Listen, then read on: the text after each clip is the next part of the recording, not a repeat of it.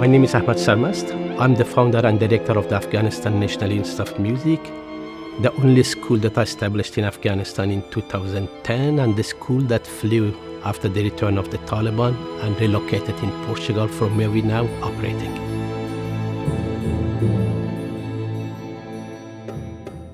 Afghanistan was always full of music. I cannot remember a time that there was no music, especially the time that I was growing up in late 60s, 1970s. It was the time that Afghanistan was a very sophisticated country. Big cities of Afghanistan were full of life and sophistication. And music sounded all over Afghanistan, in streets, in houses.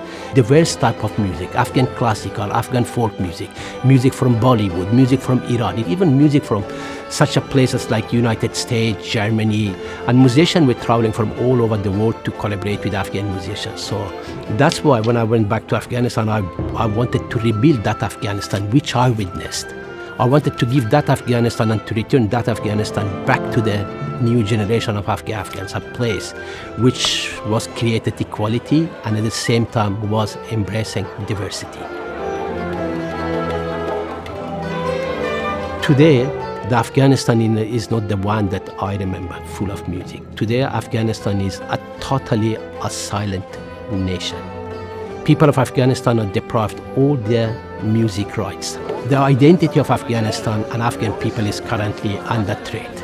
And that's why we do everything to make sure that the music of Afghanistan is not dying. We do our best to preserve it and to pass it to the next generation outside of Afghanistan, but also to share it with the rest of the international community so we can archive the music of Afghanistan to preserve the national identity of the Afghan people.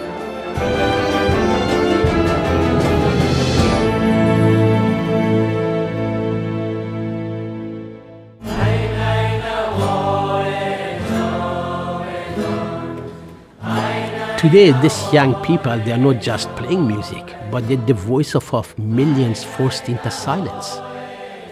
That's whose songs they sing today.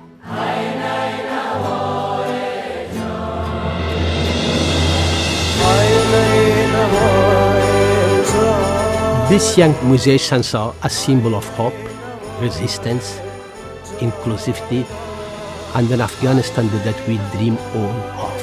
An Afghanistan that will respect or will provide equality, respect, and embrace diversity.